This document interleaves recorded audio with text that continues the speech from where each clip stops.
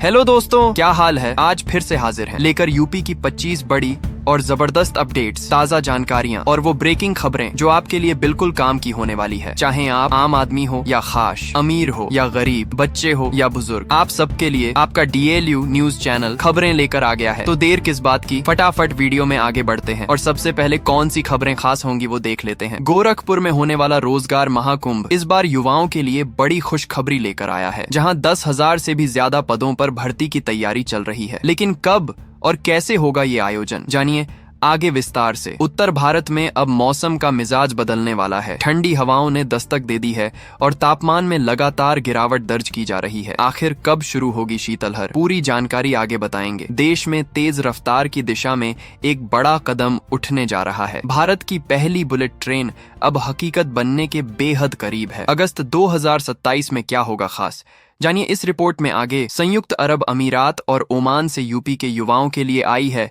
शानदार खबर। अब विदेशों में खुल रहे हैं नए रोजगार के मौके। किन क्षेत्रों में हैं ये अवसर, पूरी जानकारी आगे विस्तार से। भारत में अब डिजिटल लेन देन एक नए दौर में प्रवेश करने वाला है, क्योंकि अब डिजिटल रुपया बिना इंटरनेट के भी काम करेगा। आखिर कैसे संभव होगा ये ऑफलाइन ट्रांजैक्शन, जानिए आगे विस्तार से। तो दोस्तों, ऐसे ही पूरी 25 खबरों को विस्तार से देखेंगे। लेकिन वीडियो में आगे बढ़ने से पहले अगर अभी तक आपने इस वीडियो को लाइक और चैनल को सब्सक्राइब नहीं किया है तो अभी करें, और इसके साथ ही कौन सी खबर आपके जिले या राज्य से जुड़ी थी ये हमें कमेंट में जरूर बताइए। तो चलिए शुरू करते हैं पहली खबर से। नोएडा और उसके आसपास के जिलों में मानसून एक बार फिर तेजी पकड़ने जा रहा है। मौसम विभाग ने चेतावनी जारी करते हुए कहा है कि 11 से 14 अक्टूबर तक भारी बारिश के आसार हैं। गाजियाबाद, मेरठ, अलीगढ़ और बरेली में भी तेज हवाओं के साथ मूसलाधार बारिश की संभावना जताई गई है। प्रशासन ने लोगों को अलर्ट रहने और खुले इलाकों में जाने से बचने की सलाह दी है। चलिए नजर डालते हैं अगली खबर पर। मुख्यमंत्री योगी आदित्यनाथ ने कहा है कि जो स्वदेशी की बात करते हैं उन्हें खुद भी स्वदेशी अपनाना चाहिए। उन्होंने गोरखपुर सांसद रवि किशन पर टिप्पणी करते हुए कहा कि वे देशी उत्पादों की बात करते हैं लेकिन विदेशी घड़ी पहनते हैं। योगी ने इसे कठनी और करनी में अंतर बताया। मुख्यमंत्री ने युवाओं से अपील की कि वे देशी उत्पादों का उपयोग बढ़ाएं और आत्मनिर्भर भारत को मजबूत करें। चलिए नजर डालते हैं अगली खबर पर। उत्तर प्रदेश में ECC यानी प्रारंभिक बाल्य शिक्षा के शिक्षकों से जुड़ा एक बड़ा अपडेट आया है। विभाग ने ECC एजुकेटरों के डेटा अपडेट करने की प्रक्रिया शुरू कर दी है। सभी शिक्षकों को अपने प्रशिक्षण, योग्यता और अनुभव से संबंधित जानकारी पोर्टल पर भरनी होगी। ये पहल शिक्षा व्यवस्था को अधिक पारदर्शी और व्यवस्थित बनाने की दिशा में अहम कदम मानी जा रही है। चलिए नजर डालते हैं अगली खबर पर। महाराजगंज जिले से एक भावनात्मक खबर सामने आई है, जहां एक शहीद की बेटी ने सेना की वर्दी पहनकर अपने पिता का सपना पूरा किया। परिवार ने गर्व से बेटी के साथ परेड की और भावुक माहौल में उसकी सफलता का जश्न मनाया। लेकिन इसके बाद कुछ क्षणों में अचानक गम का माहौल बन गया, जब परिवार को पुराने हादसे की याद ने झकझोर दिया। यह कहानी समर्पण और संवेदना दोनों का प्रतीक है। चलिए नजर डालते हैं अगली खबर पर। भारतीय सेना ने फिटनेस टेस्ट के नियमों में बड़ा बदलाव करने की घोषणा की है। अप्रैल 2026 से सभी रैंकों के लिए नया फिजिकल फिटनेस टेस्ट लागू किया जाएगा। इसमें जवानों को दौड़, पुशअप्स और शक्ति परीक्षण में नए मानकों को पूरा करना होगा। सेना का कहना है कि इससे शारीरिक क्षमता में सुधार होगा और जवानों की तत्परता और अनुशासन और बढ़ेगा। चलिए नजर डालते हैं अगली खबर पर। गोरखपुर में 14 और 15 अक्टूबर को होने जा रहे रोजगार महाकुंभ में 10,000 से अधिक पदों पर भर्ती की जाएगी। इस मेले में देशी ही नहीं बल्कि विदेशी कंपनियां भी युवाओं को नौकरी के अवसर देंगी। प्रशासन ने कहा है कि स्नातक से लेकर तकनीकी योग्यता वाले अभ्यर्थी इसमें भाग ले सकते हैं। यह आयोजन युवाओं को रोजगार के नए द्वार खोलने जा रहा है। चलिए नजर डालते हैं अगली खबर पर। बिहार की राजनीति में सीट बंटवारे को लेकर महागठबंधन में सहमति बन गई है। CPI-M को 4 सीटें, CPI को 8 सीटें और CPI-ML को 19 सीटें दी गई हैं। महागठबंधन ने कहा है कि अब सभी दल एकजुट होकर NDA को कड़ी टक्कर देंगे। आने वाले चुनाव में यह तालमेल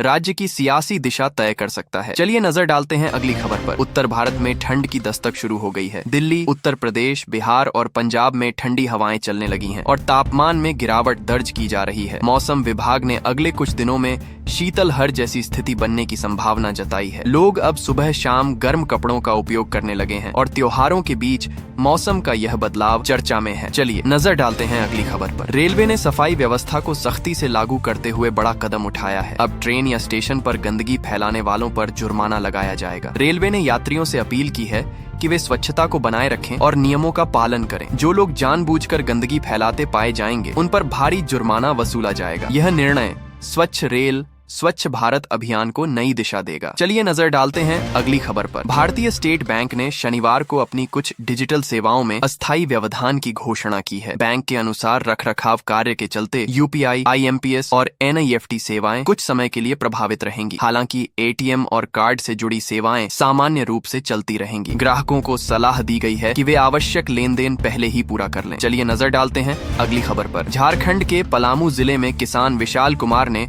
मड़ुआ की खेती से अपनी जिंदगी बदल दी है। उन्होंने मिलेट मिशन के तहत जैविक खेती अपनाई और कम लागत में ज्यादा मुनाफा कमाया। सरकार अब ऐसे किसानों को प्रोत्साहित करने के लिए योजनाएं चला रही है। यह पहल न केवल किसानों की आमदनी बढ़ा रही है, बल्कि देश में मोटे अनाज को लोकप्रिय भी बना रही है। चलिए नजर डालते हैं अगली खबर पर। बिहार चुनाव को लेकर कांग्रेस ने इस बार कम सीटों पर समझौता किया है। सूत्रों के मुताबिक पार्टी ने रणनीतिक रूप से यह फैसला लिया ताकि विपक्षी गठबंधन में तालमेल बना रहे। 2020 की तुलना में कांग्रेस को अब कम सीटें मिलेंगी, लेकिन वो संगठन मजबूत करने पर ध्यान दे रही है। पार्टी का कहना है कि वो कम सीटों पर भी बड़ी जीत दर्ज करने के लिए तैयार है। चलिए नजर डालते हैं अगली खबर पर। अयोध्या में एक भीषण धमाके से पूरे इलाके में दहशत फैल गई। धमाके की गूंज से घरों की खिड़कियां और दरवाजे हिल गए। पुलिस और फॉरेंसिक टीम ने मौके पर पहुंचकर जांच शुरू कर दी है। फिलहाल घटना के कारणों का पता लगाया जा रहा है, लेकिन स्थानीय लोग इसे बड़ा हादसा मान रहे हैं। चलिए नजर डालते हैं अगली खबर पर। उत्तर प्रदेश में स्किल डेवलपमेंट मिशन के तहत युवाओं को प्रशिक्षित करने के लिए 800 नए पार्टनर जोड़े गए हैं। राज्य सरकार का लक्ष्य है कि लाखों युवाओं को आधुनिक तकनीकी प्रशिक्षण देकर आत्मनिर्भर बनाया जाए। इन प्रशिक्षण केंद्रों के माध्यम से रोजगार के नए अवसर भी सृजित होंगे। मुख्यमंत्री ने कहा कि स्किल्ड यूथ ही नए उत्तर प्रदेश की पहचान होंगे। चलिए नजर डालते हैं अगली खबर पर। गोंडा में उत्तर प्रदेश सरकार के रोजगार महाकुंभ को लेकर युवाओं में जबरदस्त उत्साह है। इस आयोजन में 20,000 से अधिक युवाओं को देश और विदेश में नौकरी मिलने की उम्मीद है। प्रमुख कंपनियां और एजेंसियां यहां सीधी भर्ती करेंगी। यह अवसर उन युवाओं के लिए सुनहरा मौका है जो अपने करियर की नई शुरुआत करना चाहते हैं। चलिए नजर डालते हैं अगली खबर पर। रेल मंत्री अश्विनी वैष्णव ने बड़ा ऐलान करते हुए कहा है कि भारत की पहली बुलेट ट्रेन अगस्त 2027 में दौड़ने लगेगी। उन्होंने बताया कि परियोजना का काम तेजी से चल रहा है और सुरक्षा मानकों पर विशेष ध्यान दिया जा रहा है। बुलेट ट्रेन देश के यातायात क्षेत्र में क्रांति लाने वाली साबित होगी। यात्रियों को इससे तेज,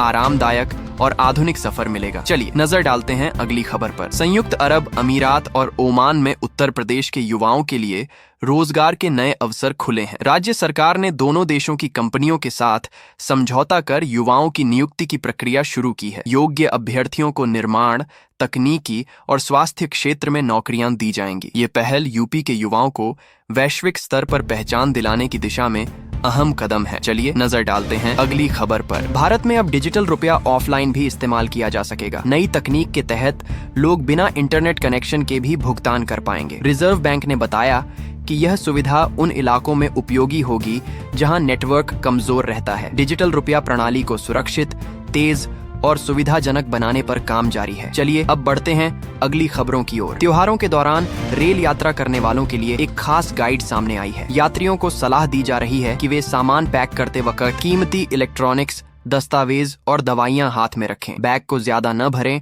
और जरूरी चीजों को आसानी से हिसाब से निकालने योग्य बनाएं। सफर के दौरान भी सतर्क रहें, अपनी निगरानी छोड़ें नहीं। यह टिप्स यात्रियों के लिए यात्रा को और सुरक्षित बनाने का प्रयास है। चलिए नजर डालते हैं अगली खबर पर। उत्तरी भारत की राजनीति में बड़ा मोड़ आया है। उप मुख्यमंत्री ब्रजेश पाठक ने BSP सुप्रीमो मायावती की तारीफ की है। उन्होंने कहा है, जो कुछ बहन जी कहती हैं वह अक्सर सही ही कहती हैं। ये बयान राजनीतिक गलियारों में चर्चा का विषय बन गया है। विपक्ष ने इस बयान को रणनीतिक मित्रता का संकेत माना है। चलिए नजर डालते हैं अगली खबर पर। जोहो कंपनी में एक प्रेरणादायक कहानी सामने आई है। एक समय सुरक्षा गार्ड हुआ करता था, आज वही सीनियर सॉफ्टवेयर इंजीनियर के पद पर कार्यरत है। ये कहानी तमिलनाडु के अब्दुल अलीम की है, जिन्होंने हिम्मत और आत्म शिक्षा से यह मुकाम हासिल किया। उनका सफर सोशल मीडिया पर वायरल हो गया है। इस कहानी ने साबित कर दिया है कि लक्ष्य की चाह है तो राह खुद बन जाती है। चलिए नजर डालते हैं अगली खबर पर। वैज्ञानिकों ने अंतरिक्ष से महासागरीय लहरों का